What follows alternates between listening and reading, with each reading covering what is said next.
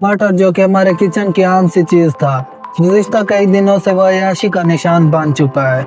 पाकिस्तान में टमाटर की कीमतों ने जैसे आग ही लगा दी हो, 150 से सीधा 600 तक। लेकिन अब सवाल ये पैदा होता है, आखिर ऐसा क्यों हो रहा है।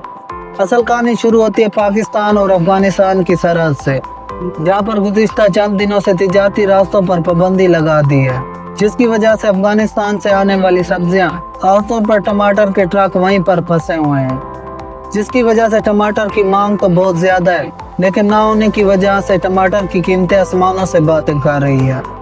टमाटर का ना होना सिर्फ एक मुआशी मसला नहीं, बल्कि इस बात का सबूत है कि तिजारती रास्ते बंद होने से सिर्फ दरामदात पर असर नहीं पड़ता, बल्कि आम आदमी की जेब पर बहुत असर पड़ता है।